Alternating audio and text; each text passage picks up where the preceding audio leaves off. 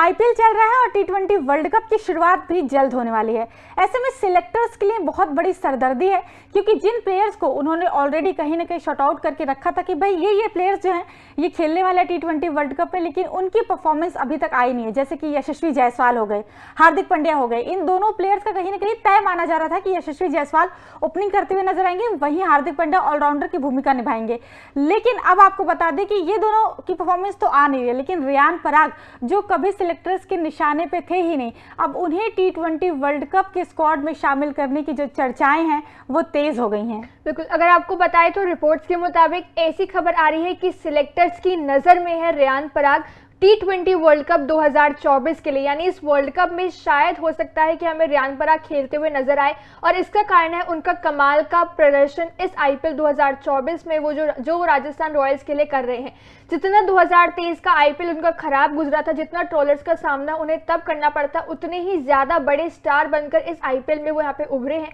और उतनी ही तारीफें उस समय उनको यहाँ पे सुनाई दे रही है। हर कोई उनकी यहाँ पे तारीफें इस समय कर रहा है, क्योंकि उनका प्रदर्शन बहुत कमाल का है। लीडिंग रन गेटर्स की लिस्ट में भी विराट कोहली जहाँ टॉप पे है, नंबर 2 पर आपको रियान पराग नजर आएंगे, जहाँ पे 7 मुकाबलों में उन्होंने वहां पे 318 रन बनाए और 3 अर्धशतक भी लगा चुके हैं। और ऐसा माना जा रहा है कि अगर यही कंटिन्यूस परफॉर्मेंस वो दिखाते रहते हैं कंसिस्टेंसी के साथ, जो कि अभी तक तो नजर आ रही है, लेकिन आगे आने वाले मुकाबलों में भी अगर ये कंसिस्टेंसी नजर आती है तो इसका मतलब ये है कि इस टी20 वर्ल्ड कप 2024 में इंडियन टीम के लिए हमें रियान पराग भी खेलते हुए नजर आ सकते हैं। आपको बता दें कि बीसीसीआई की मीटिंग हुई थी जिसमें राहुल द्रविड़, रोहित शर्मा और अजीत अगरकर थे। उन लोगों ने कहीं ना कहीं ऐसी खबरें आ रही कि उन लोगों ने डिसाइड किया कहीं ना कहीं कि एक मतलब स्क्वाड में आप रख सकते हैं रियान पराग को। रियान पराग को अब सवाल ये है कि रियान पराग को किस तरह आप रखेंगे, एज अ ऑलराउंडर रखेंगे या फिर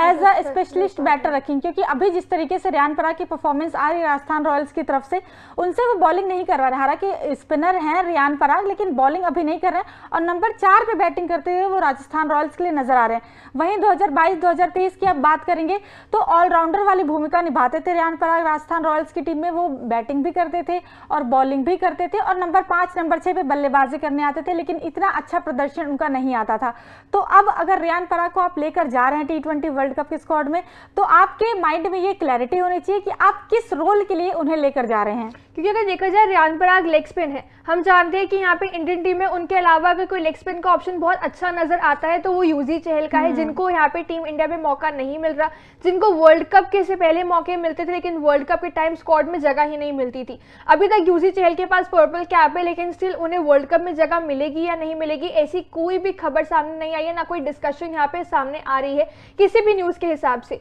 लेकिन अगर रियान पराग को मौका मिलता है तो लेग स्पिन का ऑप्शन भी टीम इंडिया को मिल सकता है। आईपीएल में जरूर रियान पराग ने गेंदबाजी अभी तक नहीं करी, लेकिन इससे पहले सैयद मुश्ताक अली ट्रॉफी में गेंदबाजी कर रहे थे, बल्लेबाजी कर रहे थे और बहुत कमाल का परफॉर्मेंस भी वहां पे दिखा रहे थे। तो ऐसे में देखना होगा कि हमारे स्पेशलिस्ट बैटर उन्हें लेकर जाते हैं या ऑलराउंडर एज अ लेकर जाते हैं। लेकिन उसके अलावा जो मीटिंग हुई थी और भी कई सारी खबरें उसमें से सामने आ रही है, जैसे कि एज एन ओपनर में जो कंफ्यूजन था कि रोहित के साथ जायसवाल होते हैं या फिर शुभमन होते हैं या आप गायकवाड़ का ऑप्शन लेते हो, तो अब ऐसी खबर आ रही है कि एज एन ओपनर में यहाँ पे रोहित के साथ हमें विराट कोहली नजर आ सकते हैं, जिनके नाम पर पहले संशय था, लेकिन अब ऐसा बताया जा रहा है कि वो सारी सिर्फ एक रूमर्स, एक अफवाह थी, फालतू कंट्रोवर्सी बनाई जा रही थी, क्योंकि विराट का परफॉर्मेंस वैसे भी अच्छा था और आईपीएल में भी अच्छा दिखा रहे हैं, इसलिए वर्ल्ड कप में एज एन ओपनर हमें रोहित के साथ विराट नजर आ सकते हैं। ये बहुत अच्छी बात है, क्योंकि अगर आप मतलब विराट और रोहित का कॉम्बिनेशन लेकर जाते हैं तो जैसे अमेरिका और वेस्ट इंडीज के पीछे थोड़ी स्लो होते हैं, वहाँ पे विराट कोहली आपको एक्सपीरियंस देते हैं, स्टेबिलिटी देते हैं,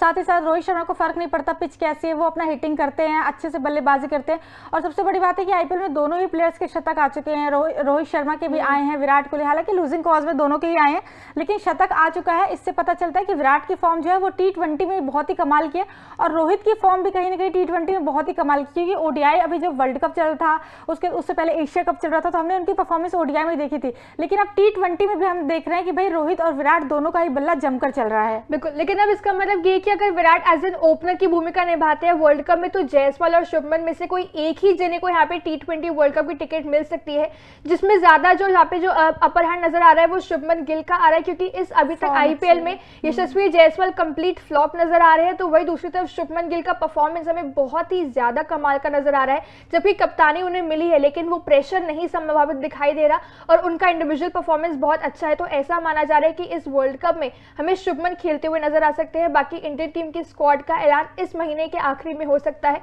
ऐसा बताया जरूर जा रहा है, लेकिन देखना होगी किन किन खिलाड़ियों को मौका मिलता है और किन को नहीं इस वर्ल्ड कप के लिए टीम इंडिया की स्क्वाड में। लेकिन बाकी इस खबर के बारे में आपकी क्या राय है, अपना ओपिनियन हमें कमेंट सेक्शन में जरूर बताइए और साथ ही तूफान स्पोर्ट्स को लाइक, शेयर एंड सब्सक्राइब करना बिल्कुल भी ना भूलिए।